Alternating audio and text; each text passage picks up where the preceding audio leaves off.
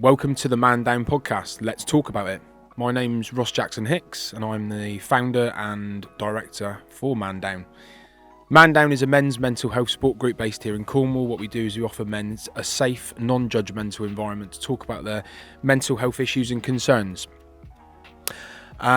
Today's guest is Tara Gray. I met Tara a few years ago and she's a remarkable woman. And unfortunately, she lost her husband to suicide coming up to 4 years ago now. So I'm delighted to welcome to everyone Tara Gray. Hi, Tara. Hello, thank you. Thank you so much for coming on today. I know this is going to be a difficult conversation for many to listen to, and certainly for me and for you as well. But I really appreciate you coming on and talking to us about, you know, what happened and why you think it happened, and you know how, you know, people can sort of see into the future a little bit better and perhaps, you know, prevent them from making that self-destructive decision. So should we, you know, start from the start, I suppose. There's no other way to do it.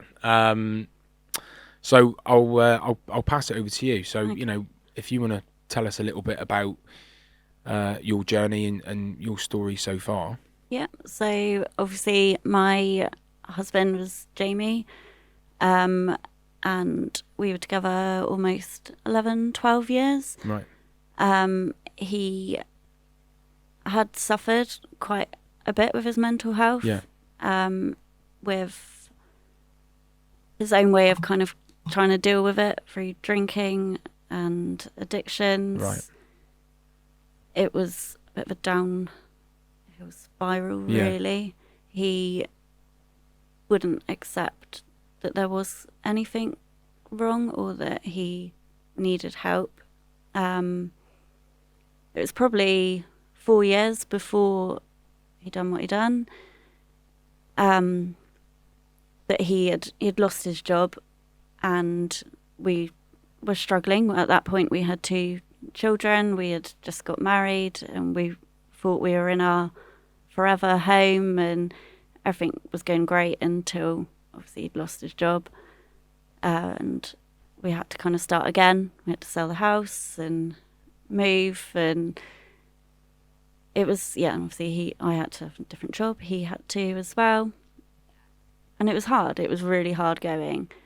And I could see that his moods were just changing. I tried to get him to get help. I kept saying to phone the doctors to go down the medication route or trying to talk. He wouldn't accept it. He wouldn't accept the fact that he was struggling. Yeah, he couldn't. I don't know. Yeah. He for everyone that knew Jamie, he was the class clown. Yeah. He was the entertainer.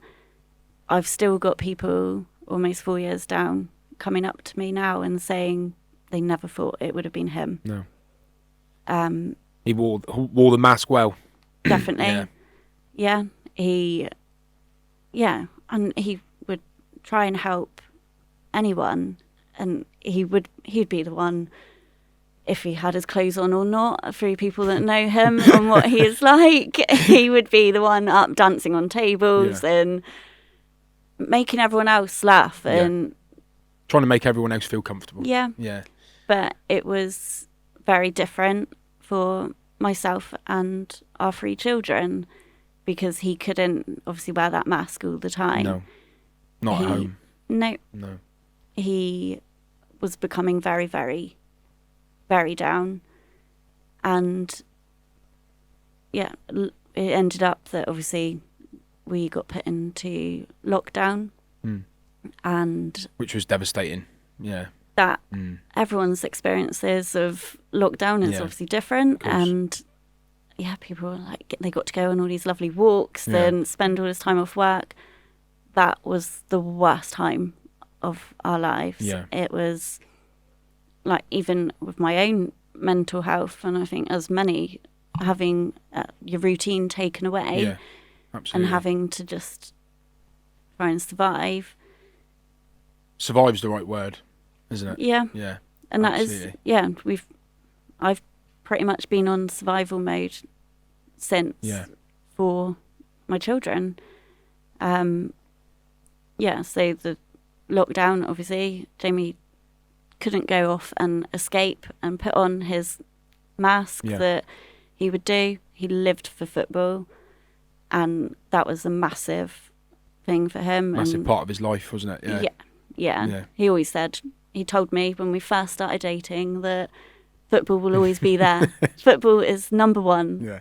and I will always come after. I was like, cheers. I- Still married him. I think we've spoke before in the past. That's when I first met Jamie, was when I first moved to Cornwall, 20 years ago. I actually played football with Jamie for a five-a-side team. Yeah. So that's where I first met Jamie. And, he was a fantastic footballer. I think he was playing in goal, actually. Yeah, he's a goalkeeper. Yeah. Butterfingers, I think Yeah. many have called him. So I just want to rewind quickly before you carry Yeah. on. Sorry to interrupt, but you say he lost his job. Was that due to his mental health decline, or was that just It was through a lot of drink and drugs, right? Okay. through Yeah. a lot of addiction. Yeah. So days off work, not being present, or just not doing the work that he was supposed to be doing. Um, Or he was doing amazing at his job. He Yeah. was a brilliant salesman. right. And he had got selected to represent for Cornwall Wow. up in London. Yeah. But the class clown came out in him, Right. Okay. and drink got the better, and he just did a Jamie. Yeah. And Right. Okay. it kind of all backfired. Yeah. And yeah, they just, They couldn't have that. No, they couldn't, No, which is understandable. yeah, and obviously because he was so good at his job, Yeah. and it paid well, and we didn't really have any worries. It then obviously brought everything, because obviously financially, financial issues for a Yeah. lot of people is hard. It's hard to go. Oh, it's a huge burden, isn't it? It's stress related. Majority of mental health problems and issues, stem from stress. You Yeah. know, it's so okay, yeah. So sorry. Continue with the story. So obviously Jamie's lost his job, gone into lockdown, finding things very, very difficult. Yeah. Yourself as well Yeah. as Jamie. Yeah, because it was kind of like a 4-year decline, really, Yeah. that he had just got into a bit of a rut with it all, really, with obviously drinking, and then when you haven't got the money then to be doing it, but you're used to that other lifestyle, it's hard. And obviously then we got pregnant and had our third child, Right. which obviously is stressful. Yeah. Having 3 children then it's hard going, and he was obviously the one that was providing, but he wasn't Jamie anymore. No. He just wasn't who I fell in love with, and the only people really that seen that is me and the children. Yeah. And it's Because still, you're with him 24 hours a day, aren't you?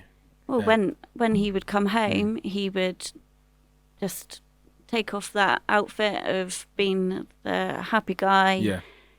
and just show how all that anger and upset and that pain. That he was trying to suppress comes Yeah. out at home, doesn't it? Yeah. Yeah, definitely. Because men are good at doing that. Men are good at suppressing and repressing everything, pushing everything beneath the surface to face the world. The mask goes on for work, for the friends. Yeah. They don't want people to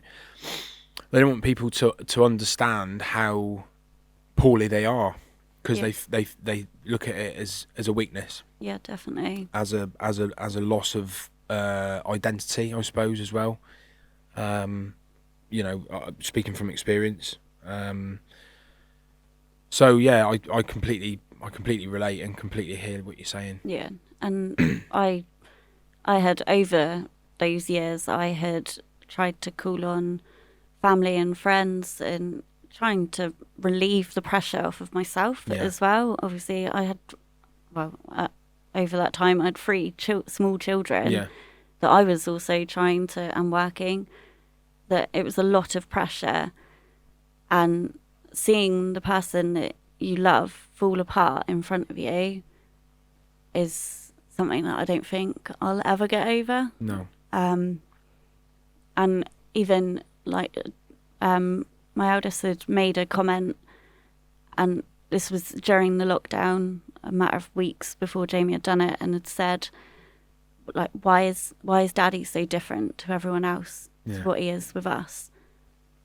And at that point he was 8. For an 8-year-old to notice it as well, is pretty full on. Absolutely. And hard to take. But in the lockdown, with everything taken away, he couldn't escape. He couldn't go and meet up with friends. No. And the pressure of then having to be at home with 3 children that was out of his routine. Yeah. And when you're feeling down and you're needed even more, it's full on and it is draining. I get that. But he had started playing like really suicidal music, just odd songs that are just really depressing songs, like blaring it out. He kept telling me that it'll all be done by the end of the week. Everything will be finished by the end of the week. Right. And I kept asking, what are you on about? Because he had attempted several times before. Right. That you knew about? Yeah. I'd caught him. Right, okay. Like he'd wrote one of his cars off. He escaped. This was maybe 5 months prior. I was cooking a roast for my family. I had my sister over, and he used to go upstairs on a Sunday and do his ironing. He loved doing ironing. Right. I don't know why. I hate it. I absolutely hate it. It's quite therapeutic, actually. I enjoy but he ironing. would go up there and he'd watch all the football highlights, but he'd been up there ages. Right. And I'd gone up. I was like, what are you doing? I'm trying to host, cook, and look after everything. And he was just laying on the bed and had told me that he had been pulling my bout around his neck and pulled it as tight as he could until the veins were popping in his head. Obviously, I completely broke down and was like, our children are downstairs. What is going on? And I was like, we need to get you help. Yeah. Wouldn't accept it. And he was someone that you couldn't tell him. No, you couldn't break down those barriers. No. Like even with anything. No. Like he was like, if you told him to be quiet in a library, he would personally, he'd go out of his way. An aggravating little so-and-so. But it's all sounding very familiar, unfortunately. Yeah.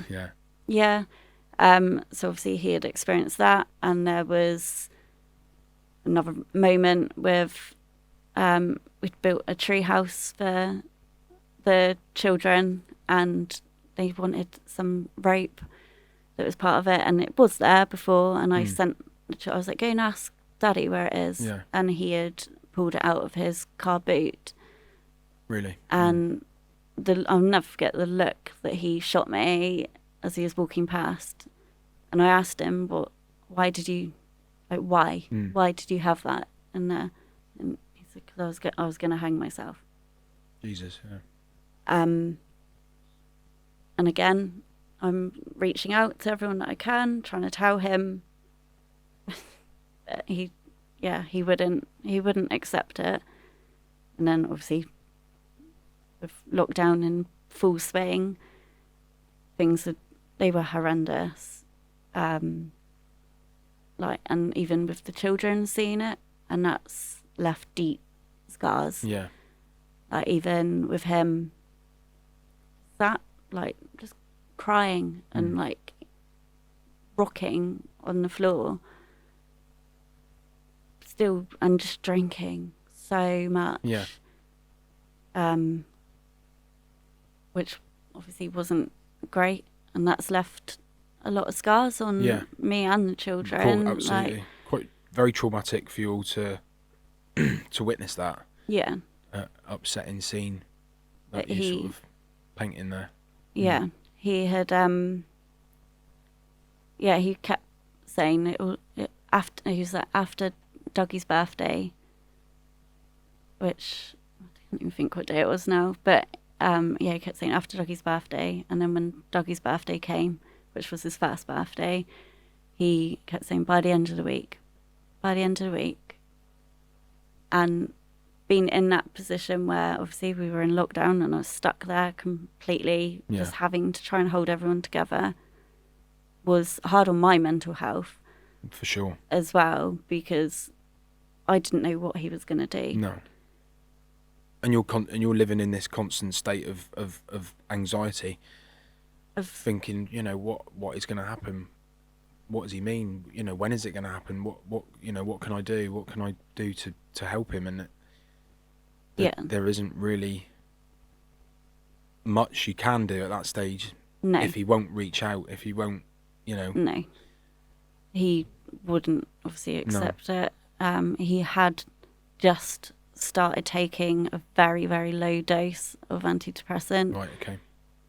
Literally a week prior to that, he'd started up again. But you need to give it a little bit longer, really, and cut out the drink, which would have.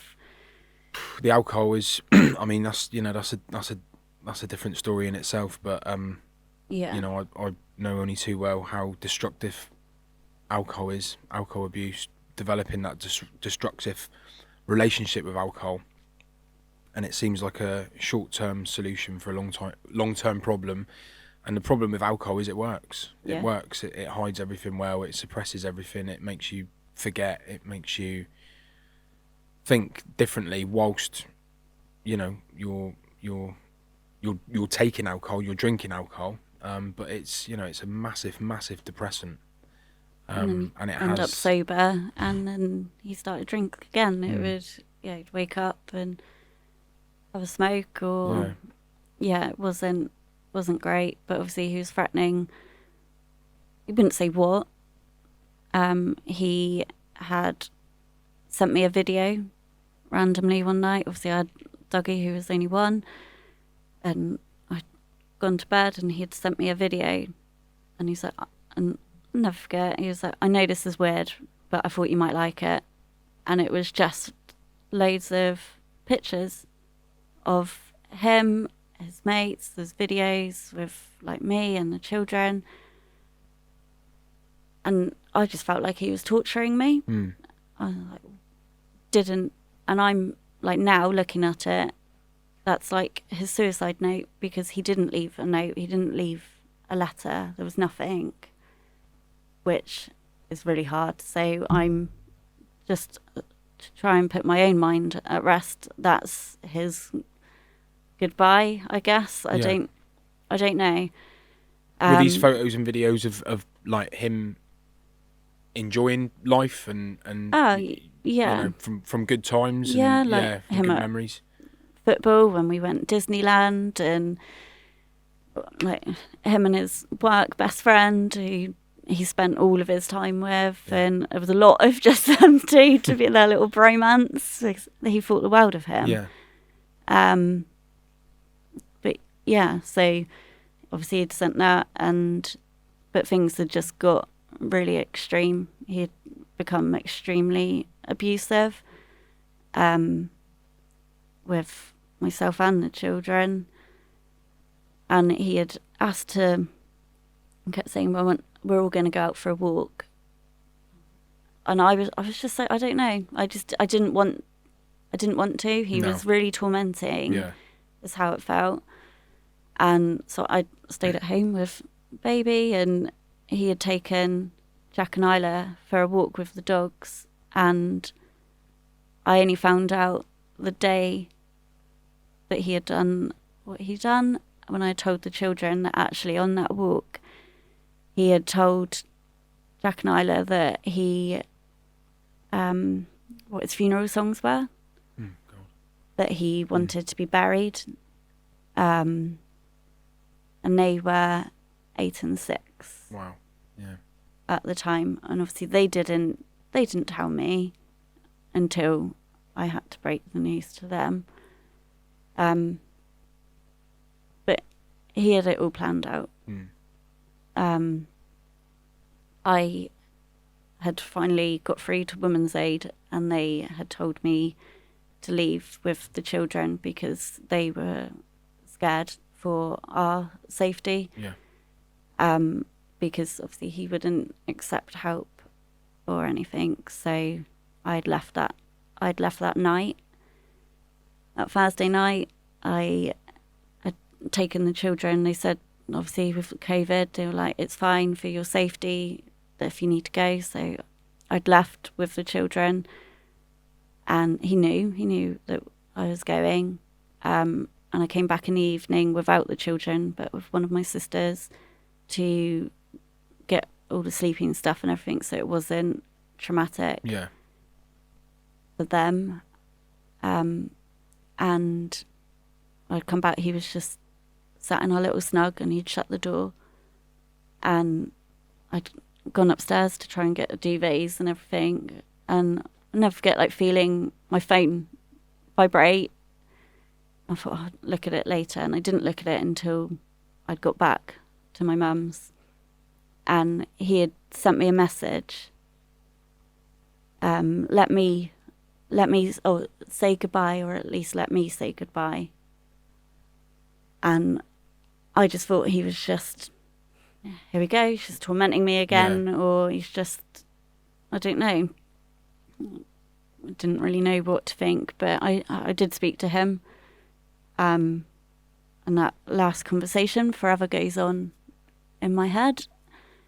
I popped in, I poked my head in, and I was like, right, I've got everything that we need for now. I was like, we'll be back tomorrow. I was like, but this isn't a healthy or safe environment for the children to be living in at the moment. I said, this is not me taking the children away from you. And he just kind of just sat there. I went right up to him and was like, please tell me that you're not going to do something stupid. And he just sat there and shrugged his shoulders at me and said, I'm a selfish prick. And I just went, think about our children. You need to just think about our children. And I walked out because I was in such a state. And my sister stayed and spoke to him, and she told him to message me in the morning, and like gave him a big hug and everything. And while they were talking, I took we had some rope, and I took the rope, because when we had gone there, we knew that he wasn't right. He was never right. So we were trying to eliminate. We took all the tablets with us. We were going to take the knives. We didn't. I obviously took the rope, but yeah, he had already cut off the bit that he had wanted. He had it all prepped, and he did text my sister in the morning, early hours in the morning, and that, unless he spoke to anyone else, I don't know, but that was it. And that wake up in the morning, I know. Yeah. And everyone you knew it had happened. Yeah. I just had a horrible, like, I'd messaged him saying like we'll be back at some point. Can you just say you're okay for the kids? Because obviously they didn't know what the hell was going on either. No. I just had a horrible gut feeling, and because obviously he hadn't become a very nice person towards me at that point. My mum and my sister, like, we're going to go check on him. Yeah. And so took my house keys and drove over, and it was them that found him in our family home. Wow. And I know my mum will hate me for saying it, but I feel like I lost my mum that day as well, through the pressure and the trauma that my mum and my sister have through finding him. He, sorry. No. Yeah, he had gone to he'd really thought it out on how he wanted to do it. But he'd made sure his wedding ring was on, like, blacked out the window, messed around with it. He was never good at DIY, but he'd messed around with the lock on the front door. Because I used to always run up and unlock the front door and then go back and get the baby, and Jack and Isla used to run in. But he had done something, so when he put the key in, it wouldn't open. In my mind, I think that was him trying to protect them, maybe. I don't know. And these are the questions you never know. No, you'll never have the answers to. Never. But yeah. Unfortunately. No. And those whys, there was no note. But then obviously things start piecing together. But when I'd gone back that evening, he had played on the device. I've had the time of my life.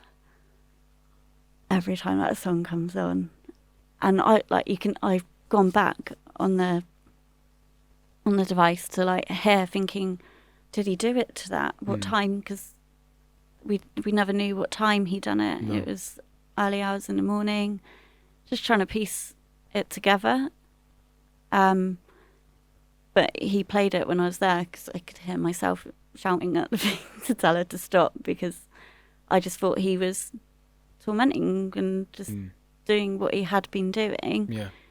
But he was, I don't know if he was spanking me, or I don't know, and I never will know. No. There's so many whys and unanswered, and so many unanswered questions, but it's only him that would have been able to answer them. Yeah, that's right. And I think, he was, like you pointed out at the beginning of the conversation, he wasn't the Jamie that you knew. No. And the depression, the mental health, issues that had sort of gotten hold of him had just completely turned him into someone completely different. Yeah. And you did what you felt was right to protect yourself and your family at that time. Do you think it would have been different if he would have reached out and asked for some support? And do you think things might have been definitely a bit different for Jamie? Even where I kind of, a lot of it with COVID and it being locked down, but for knowing that obviously before that he was still attempting and he was still down, that I think COVID pushed him. Yeah, absolutely. The lockdown Sounds did. like it. Because it took those bits away. But if he had admitted and listened to those that loved him, if he listened to us when we said, we love you, we're trying to help you, you need some sort of help. If he had listened to that and taken people's advice, he had been advised by a doctor to go to have counselling, and he had told me he'd gone. But he never had. I found out once, obviously he'd passed away, and you get all of records and everything. He'd never turned up. No. He never went. And And why do you think that was? Why do you think he was so against sort of reaching out and getting support? Do you think it was, a shame thing? Do you think he was quite shameful, embarrassed about how he was feeling, or do you think, because I know when you go into that self-destructive mindset, you feel like you don't deserve the life you have. You feel like everyone else around you is going to be better off without you. You feel like you're a burden, and you try and destroy those relationships that are close to you. The old cliche, you hurt the ones you love, and that's very true. For men in particular, to try and destroy their relationships with their wives, to not give the time and their attention, and they always love their children, but they just somehow feel like they don't deserve the love from their kids. They don't deserve to have a good time because they're so used to telling themselves that they're wrong, they're not worthy, they're useless, they're worthless. And by reaching out, by talking, it's a very simple tool. It's a very, very effective tool, and that's obviously what we encourage here at Man Down, is to guys to come along and to just talk about how things are, their life, how they feel about themselves, how they feel about their lives. And it's not a cure by any means, but it's certainly a start. I think it's reassuring to know when other people are in the same situation, because you're not on your own. You're certainly not, no.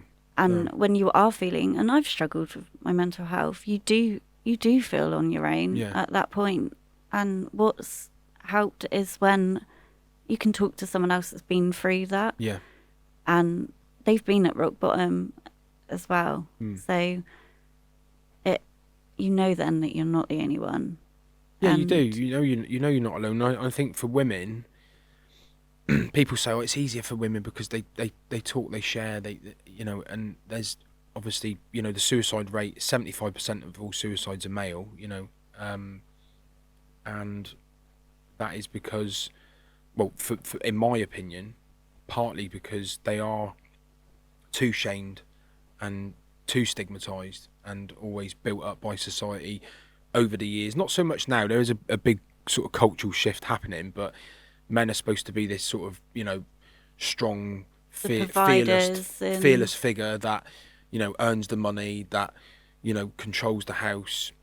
And, if they're feeling worthless and sad and upset and lonely and fearful, they don't want to show the world that. They want to show the letting world that guard down, isn't it? Yeah, it's letting the guard down, like letting the mask, come off for a while. We meet a lot of men that are in that position where Jamie was. Yeah. And it certainly did help them just navigate through that period a little bit easier, and it's one of many tools. It's an effective tool, connecting with other people that are going through a similar thing to you. So like you said, you don't feel alone, you don't feel completely defective, you feel like, okay, well, this is fairly normal the way I'm feeling. And it seems to me that other people are sort of going through a similar thing, and they seem to be, doing okay for the minute, because it's ups and downs, isn't there, with your mental health. And I think for women, you got to remain strong for your kids, for your family. You've got that maternal instinct to protect your children above anything. That they are your flesh and blood. And they come before anything. And I know my wife will agree with that. Our children come before me, before anything else, and that's the way it should be. Definitely. But we've got a responsibility ourselves to take care of ourselves. We've got to be held accountable. And by doing so, you can navigate through life a little bit easier. Because I'm sat here listening to your story, and it sort of rings true a little bit too much, you know. Yeah. So yeah, I can. Yeah. But it's good that you've come out the other way, and that obviously your wife and your boys, they get you. Where I bring it back down to complete sadness, the screams on my kid's voice, like hearing those screams when I had to tell them that Daddy had died, that will never leave me. I couldn't get my head around it, let alone trying to tell them. And then having to explain again a few days later when Isla goes, when is Daddy coming back? Because at 6 she didn't understand that he'd gone and he wasn't coming back again. Like, obviously everyone deals with things very different, and my 3 children are all very, very different and at different parts of life as well. I can't say that preteen is all that fun. I'm there at the minute.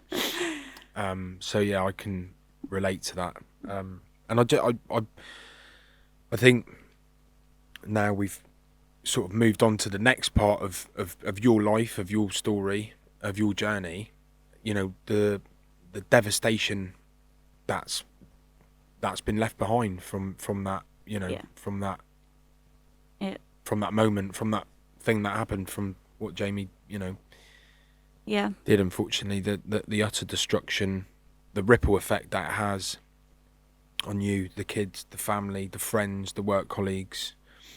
And by the way, if someone, obviously, if you're listening to this and, you know, you are being triggered by anything that's been talked about, you know, apologies. But, you know, the whole point of these podcasts are to really, you know, It's the truth, isn't get it? into the truth, get into the rawness, make it very poignant and powerful. Because, you know, there's a lot of mental health podcasts out there which spread a lot of awareness and a lot of and do a lot of good and a lot of, you know, fantastic work. But this, you know, this is the reality of suicide, and male suicide in particular. And, you know, I just want to say that I think you're an absolutely remarkable woman, and what you're doing with your kids and with your life is just, you know, phenomenal, absolutely phenomenal. I've said when Jamie had done it, I was like, if I can try and raise awareness to try and stop someone else's family for going through this, hearing the truth and knowing the impact that it has. I think if Jamie could see and rewind time and see how loved he was, and still the tales that come out from his friends and family of he was many different people. And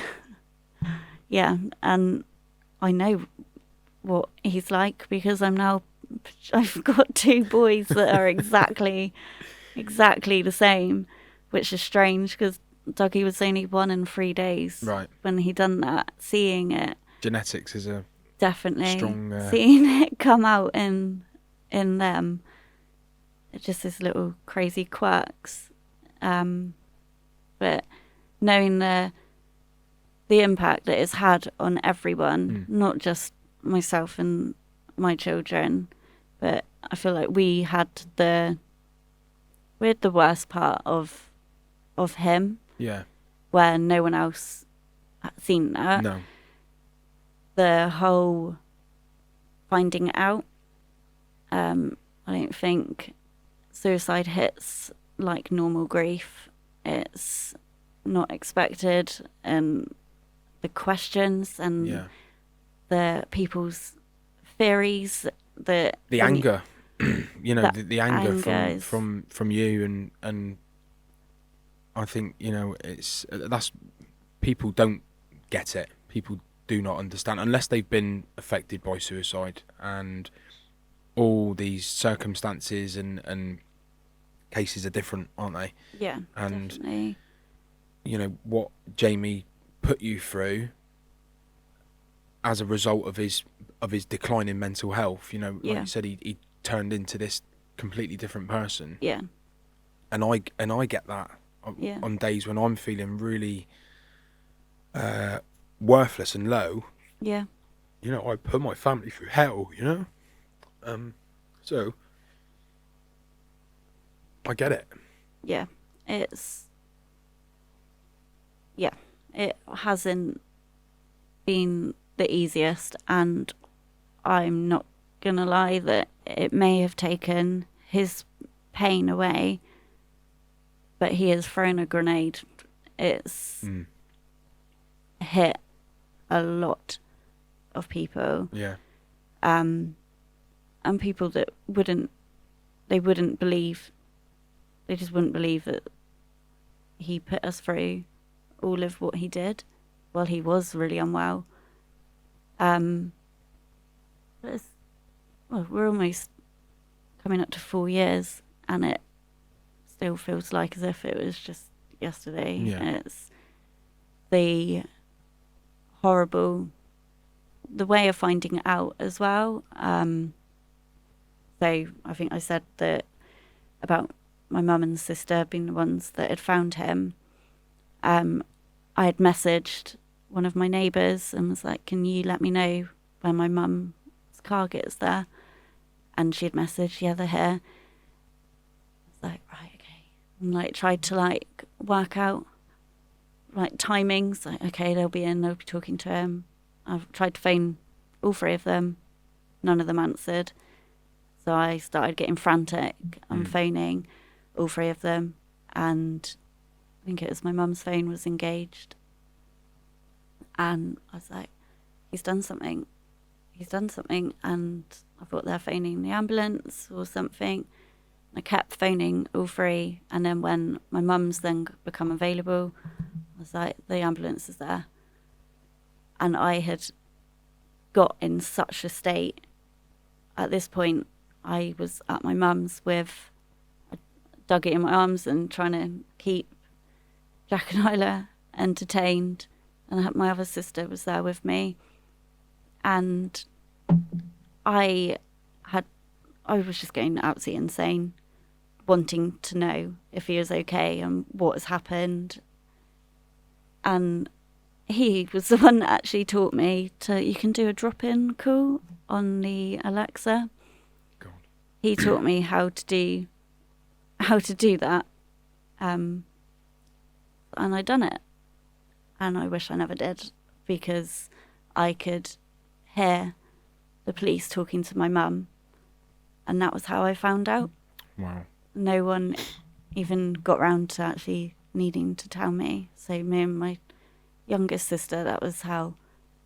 And the feeling, I just lost everything. I completely dropped to the floor, screaming and crying, to know that I felt like I couldn't, that I failed him because I left. And I don't know, I forever beat myself up for being that one that had left him, because I was trying to protect myself and the children, because I didn't know. And I think you made the right decision for yourself at that time. And questions must be, running through your head, but I think you know the answers to a few of them questions. Yeah. And it must be very difficult for you to try and piece together the puzzle. Yeah. But I think you did the right thing at the right time, and I can completely, like I said, relate to quite a lot of what you've said. Yeah. And it's right for me to sit here and say, look, don't beat yourself up, and that's not. They're just words, aren't they? So it's just, I think, there's good days and bad days. Yeah, I can imagine. It's working on acceptance, isn't it? It's great, like you said. Grief is a funny thing, It hits you in waves. You go through a process, don't you? Yeah, and there's no time scale on it. It's probably hit me pretty hard now, and I think it's because we're going through another wave. Obviously, Dougie now being 4 and starting school. Yeah. He's constantly around other children that have got a mum and a dad, Yeah. and talking about them, and he can't work out. He keeps asking, when's my daddy coming back? Mm. Why can't I see my daddy in person?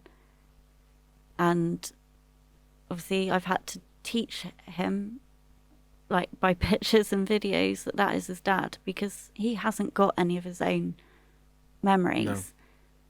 No. Which is heartbreaking. He can't work out why he's a baby in the pictures with daddy. Why am I not me? And because he was only 1 and 3 days. Wow. And like the acceptance of, like, when I see others, like my little niece, bless her, she's only 1.5, and I've, like, I don't know if I've ever actually told my sister, but I've struggled because seeing them as that little family unit, that's what we should have had with Dougie. It triggers you, doesn't it? Yeah. And there's triggers everywhere. Yeah. For songs or bumping into people and asking questions. And like realizing then how many people are actually affected through him going, and because he was so in the football world, there was loads of people that I don't even know. I remember everyone sharing, you know, all the memories on social media, particular, you know, Facebook, and that's when the sort of realization hit me that I obviously knew Jamie and you know, played football with him, and you know,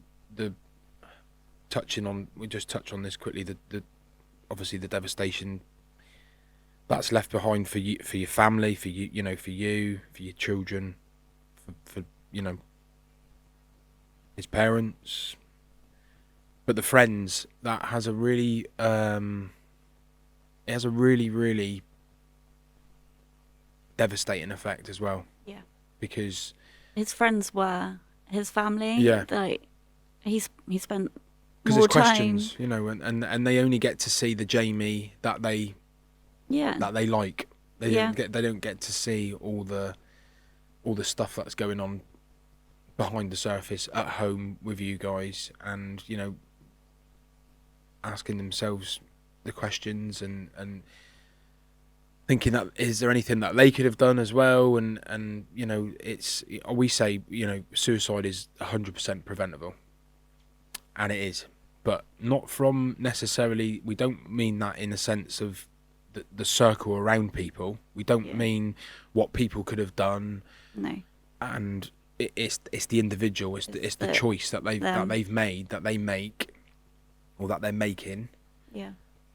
That is preventable.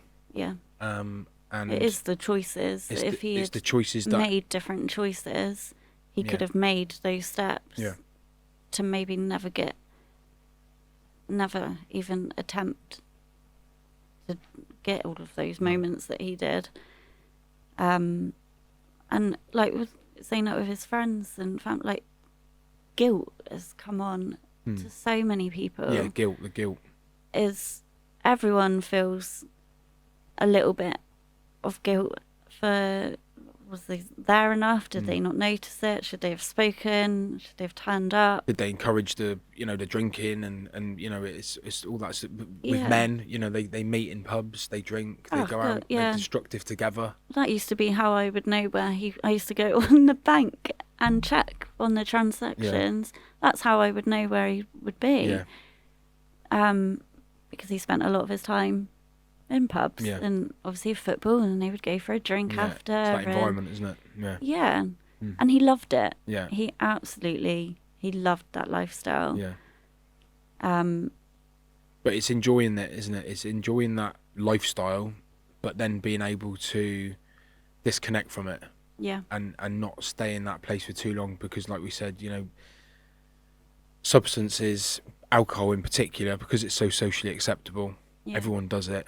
It reacts with different people in different ways. And if definitely. you're feeling low, if you're feeling dark, if you're feeling upset and sad and worthless and not good enough, and you're drinking Yeah, to manage those feelings, it is not going to end well. And that's not an opinion. That is a fact. yeah, yeah. And it's hard to live with that as well.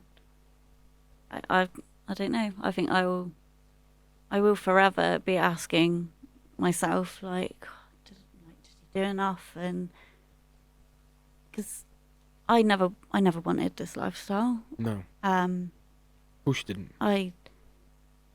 it absolutely breaks me having to be a sole parent.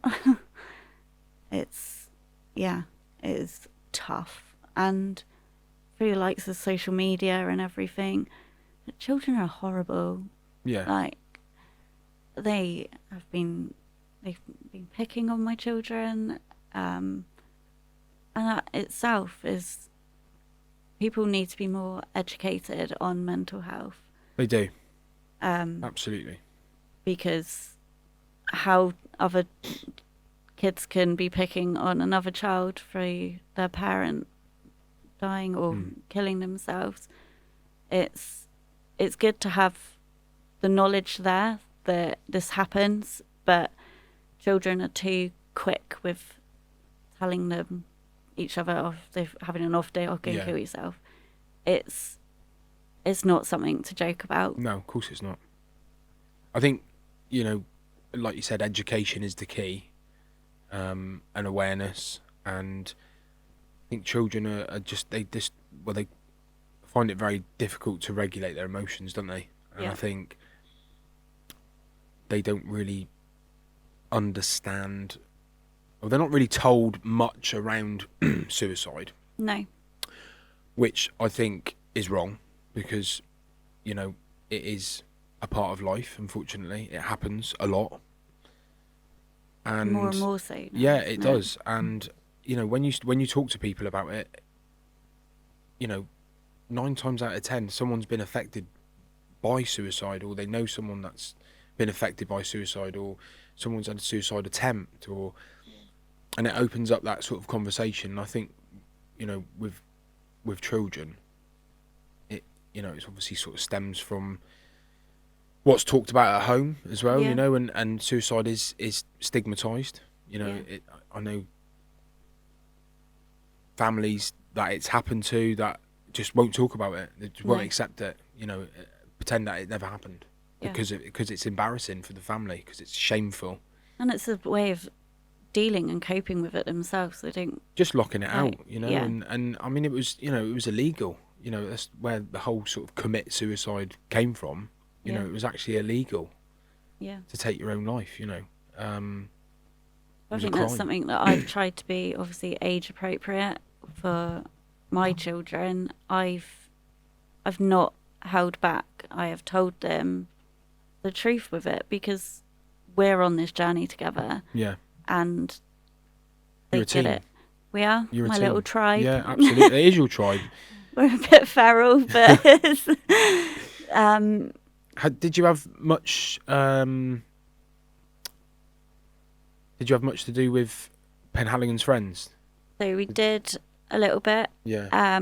Obviously, with the timing of Jamie doing it, there was nothing around, No. so it has made our journey harder, Yeah. because where normally you would have like a family liaison, and you'd have all of these check-ins, and you'd have all the charities come out, but they couldn't. You were still in lockdown. We were Yeah. Jesus. and even with the funeral, Yeah. we couldn't celebrate Jamie's life how he would have wanted. Yeah. He would have loved to have had a big party, but we couldn't. We were only allowed 10 by the graveside. I had to get police permission to be able to do a memorial drive, because obviously then it meant that people were out and about. But they said if as long as people tied it in with their daily exercise, we gave, I think, Jamie the best send off that we could at that point. Yeah, in those circumstances. Yeah.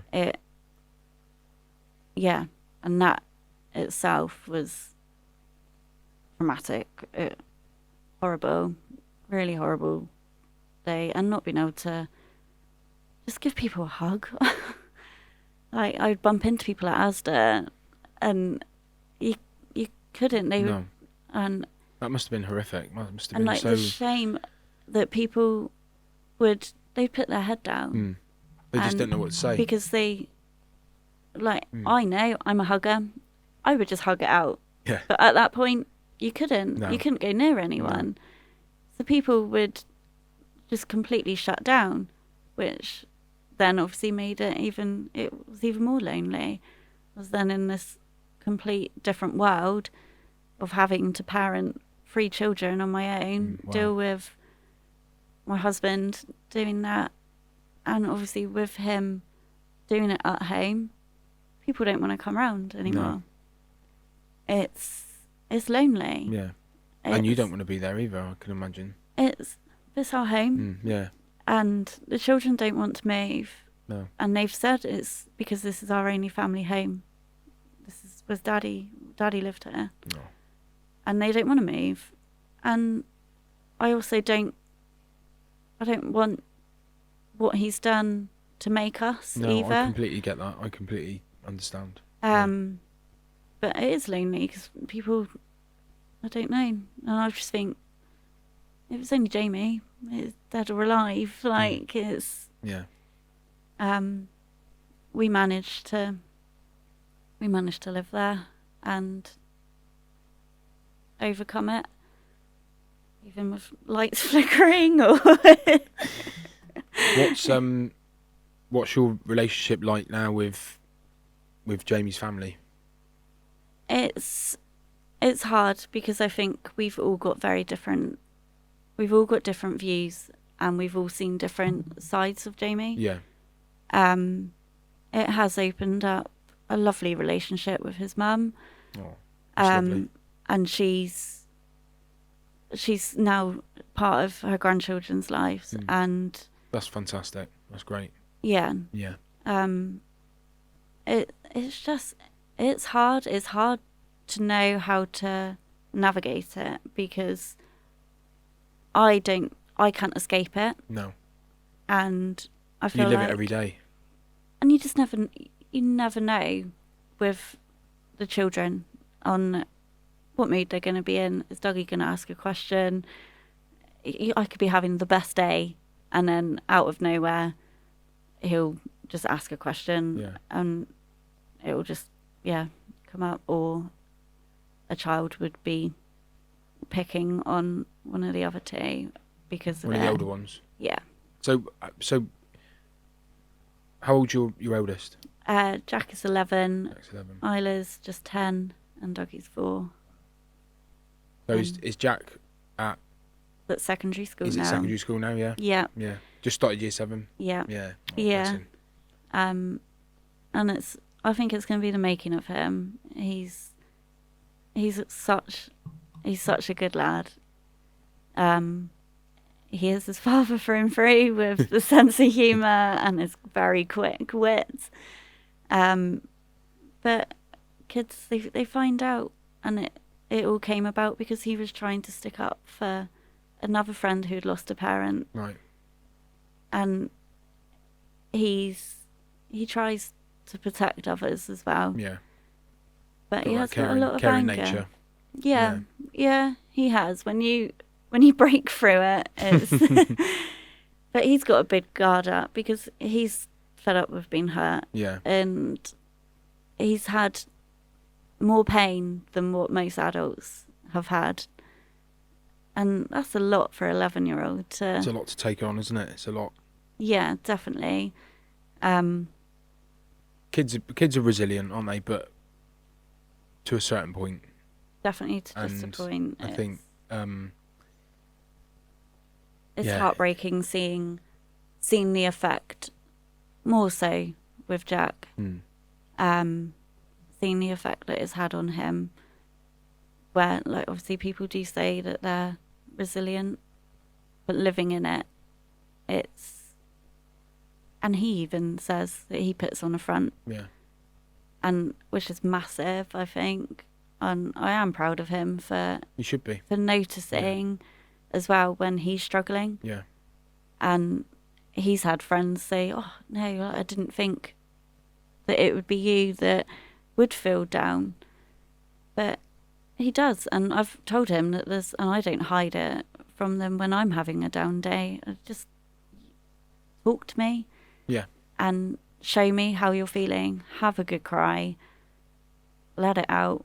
Because it's not good keeping it in, and they know that firsthand. Absolutely. And it's difficult explaining to children why you're feeling down, why you're feeling upset, because kids look at things a bit more like black and white, don't they? White. So it's like, well, you've got a good job, you've got a nice family, you've got a dog. We go out for nice dog walks, and we go on holiday, but it's the details that you don't want to sort of go into, but telling them that you're not feeling okay is important, I think. Yeah. Personally, because I want to make it about me, not about them. Yeah. This is hard about when me. It's your role to look after them. Yeah, and it's protect about me. them. It's not about them. It's nothing that they do that makes me feel sad and upset and down and worthless. It's my stuff which is inside. Yeah, and it's down to and it's down to me to do something about that. Not down to them. Not down to them to figure. Oh, should I say this to Dad, or should I'm going to be like this, or and that's what happens. Yeah. And that walking and for you on as well, eggshells. for the wife, for the partner, Yeah. walking on eggshells, like you just said, walking on eggshells. And shall I say this to him today, or I forgot to mention this, but shall I mention it because he'll fly off the handle and kick off, and you use things as an example, as an excuse. Yeah. You look at things, you think, I'm feeling like this, but why? What is it that's making me feel like this? I know what I'll do. I'm going to attach myself to something that's been said to me, or something that's going to happen, and I can use that as an excuse to kick off and make it about that. Yeah. Like trying to find a sock that I don't particularly want to wear, but I want to find it. Yeah, So I'm going to kick off. How many times Jamie used to phone me and be like, "Where's this?" I'm like, "It's right in front of you," and then I would be the one, and then he would vent it in that sense. My wife will be listening to this, and she will be, she will be right behind you. Yeah. I'm telling you now. Because there is a lot of people that, and I'm not like with it. I'm not saying that it's only me that's been through it, and it's only me that's going through this pain, because how many people I've come across that have been through similar, maybe slightly different endings, but the lives after, everyone has a bit of them gone at the same time. So in that sense, it is normal grief, but you've got all the questions that won't ever be answered. That are just unanswered. They'll forever be there. But so what's next? What's next for Tara? I'm sitting here talking to you today. I can see you doing something good. I hope. For others. I really hope. That are in a similar situation to you. I get my mind never stops. It never shuts off. It's 24 hours a day madness, and I get all these sorts of crazy ideas. And while I'm sat here talking to you now, I've already, started you up a charity where you're supporting women that have been affected by suicide. That's just the way I roll, unfortunately. I said when it all happened, I'd love to do something. I really think you should. I think it would answer a lot of your unanswered questions and fill you full of purpose Yeah. Not that you're not full of purpose, because you've got a wonderful family that you're bringing up on your own, and that's full-time job. Yeah. So I And the don't rest. I don't expect you. Yeah, I don't expect you to get much time to yourself. But No. if you're ever feeling inspired or it's creative, keeping I the think, mind busy. It is with positive stuff. Yeah, definitely. Not with negative coping mechanisms. And building that future, and especially with having children, I've got a big responsibility now. It's just me for those three. Yeah. I'm completely outnumbered. Throw a couple of dogs in there for good measure, It's there's never a quiet moment, but it's a coping mechanism in itself. Yeah, of course. It's hard work. It's Kids draining. are hard work. Anyway, No but day when is you the same. have a bit of a wonky mind, yeah, it's even harder. Yeah. Because you're always feeling like guilty. Am I doing enough? Yeah. Am I doing too much? Am I not doing enough? Are my actions having a sort of detrimental effect to my children's mental health? I'm talking about me. I'm not talking about you. No, I completely agree. And you do. It's always questions, and you're always searching for answers. And I think you just, you got to do the best you can with the best you got, and you got to make yourself sort of almost like bulletproof, I suppose. Just not. I think everyone always wonders if they're doing enough. Yeah. If you've got mental health issues or not. And then when you have got the mental health issues, I think you question yourself even more. Yeah. And when you do have, like I get sad days, many in a row, and I feel bad on my children that I get it. Jack just rolls his eyes at me now. He's like, "Oh, she's crying again." Where Isla and Dougie are very caring and He'll give you a cuddle and stuff. Yeah, he's just his father. Yeah. But you do, and I think being aware of those feelings and worrying if you are doing it right or not is already a positive thing, because Absolutely. you're already, the care's there, isn't it? You're aware. It's the awareness. Yeah. And admitting, isn't it, to yourself that you can be open and honest. Yeah. I think. And it's good for the kids to see that. Yeah. And we still have our crazy kitchen discos and. Yeah, I see it all, and I love it. I love it. It's fantastic, and those the memories being created, that will stay with them forever. And it's like I said, we're all different, aren't we? We've all got different circumstances and different experiences, and some of the things that some of us have experienced are not very nice, and do leave a scar. But it's like I said, when I said make yourself bulletproof, I don't mean putting up any masks and stuff. I just mean like working on yourself so hard that you're able to just feel comfortable with who you are. And talking is one of those tools. Sharing, Definitely. Connecting with others. Like a bucket list. Needed. Yeah, it is. If you need to see, the GP, go and see your doctor.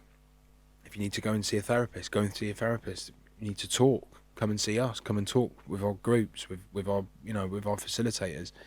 I think there's the little things as well, because obviously, like financial, it's hard that there's such waiting list on things, and you can pay for it. But I know that we've done like a jar of good feels. So if there's things that that make you happy, when you are feeling rock bottom, just pull one out and do, even if it is. That's a great idea. I like just that. having a nap on the sofa or watching something or lighting the candles or just the little things. Because when I've been really down, it is those little things that you that you do really notice then, and they give you that little bit of light for you to realise. Disrupting that environment, isn't it? It's getting out of that mindset. Yeah. If you've been that for too long, if you're in that dark space for too long, it's okay to go there, but staying there for too long is dangerous, and people it's do not good. struggle. I know we're saying it's best to talk, but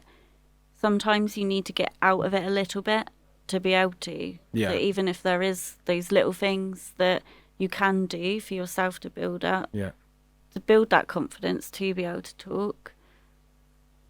I don't know. Yeah, no, I just throwing it out there. No, it is. It is. That's a great, great analogy, a great idea, because it is difficult to talk. Yeah. It is difficult to share for some men because they feel utterly embarrassed and utterly shameful for how they're feeling. But even coming along and just listening to other guys talking about how they've been feeling, you know.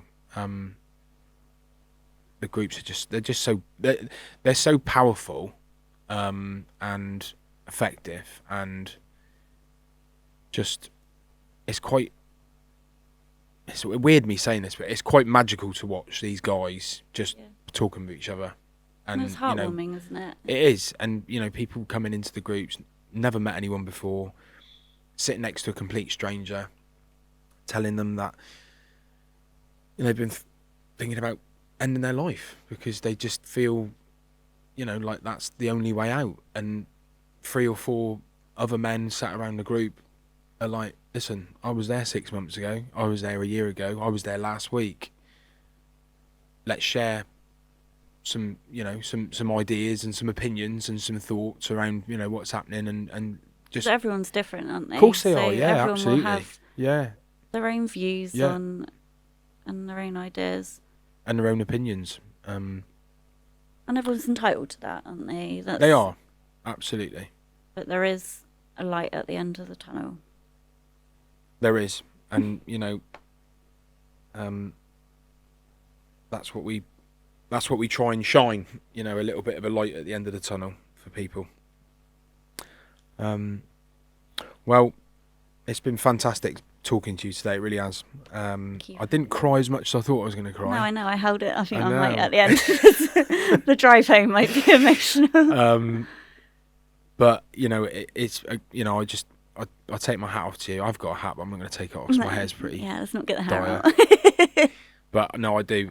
I think you're a remarkable woman, and brave beyond belief, and your kids are a real credit to you. And I think your smile's very infectious, and I think you're going to do a lot of good. I think you're going to do something very meaningful. I've got a feeling about that. So, but thank you, Tara, so much. Thank you for having me. No worries. I really hope that obviously it hasn't affected people, and I have to be honest with it all. Yeah, no, absolutely, and I've touched on the point earlier on. Apologies if anyone has been triggered by this conversation. If you go to our website, mandown.co.uk, you will find lots of useful links on there. Sorry, I didn't quite know what I was talking about then. I was going off on one. And obviously the Samaritans are very, very supportive, and please, would love to see you at one of our meetings across Cornwall. So all the information's on the website. You can get in contact with us via our social media platforms, Instagram, Facebook. Send us a message, and we'll do the rest. So thank you very much, Tara, and thanks for listening, everyone, and let's talk about it. Thank you.